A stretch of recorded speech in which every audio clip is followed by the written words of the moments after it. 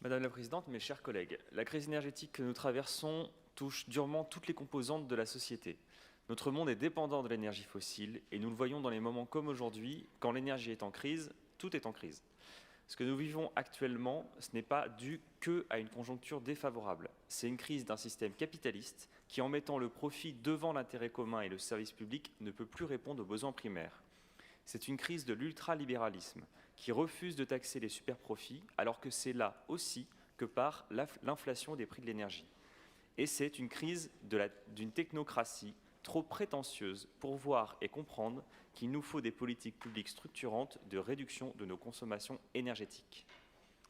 Nous souscrivons totalement à la formulation de ce vœu et à ses objectifs qui défend 3 leviers. 1. Investir massivement dans la rénovation thermique. 2. Élargir le bouclier tarifaire aux services publics locaux et aux collectivités territoriales. Et 3. Faire de l'énergie un bien commun. Le premier levier de la transition énergétique, c'est bien la rénovation thermique. C'est un enjeu stratégique majeur au vu de la situation géopolitique et écologique actuelle. C'est comme ça que l'on se passera du gaz russe, c'est comme ça que l'on luttera contre la précarité énergétique et c'est comme ça qu'on limitera notre dépendance à l'uranium du Kazakhstan. La proposition faite dans ce vœu de soutenir un mécanisme d'investissement massif pour franchir un cap, s'inspirant du modèle d'aide à la pierre, nous mène sur la bonne voie. À ce titre, comme à Grenoble ou à Marseille, nous soutenons la proposition de loi portée par Maxime Combes, Daniel Ibanez et Françoise Vercher, intitulée « Proposition de loi visant à diminuer la consommation d'énergie pour le bâti » et qui formule habilement ce que nous défendons dans ce vœu.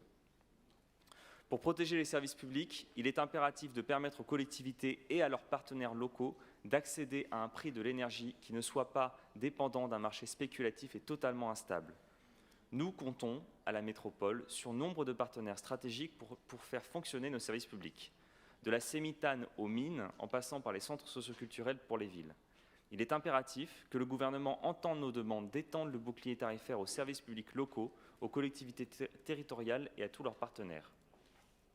Enfin, cette situation de crise profonde doit nous pousser à considérer autrement l'énergie.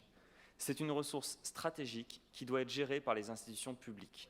Même la Commission européenne a proposé de taxer les superprofits des entreprises de l'énergie pour dégager des marges de manœuvre et ainsi faire face à la crise. Nous soutenons évidemment cette proposition. Elle illustre le fait que nous devons refaire de l'énergie un bien commun et non un bien soumis à la spéculation et aux puissances de l'argent. Partout en France, nous devons reconstruire ou construire un service public local de l'énergie.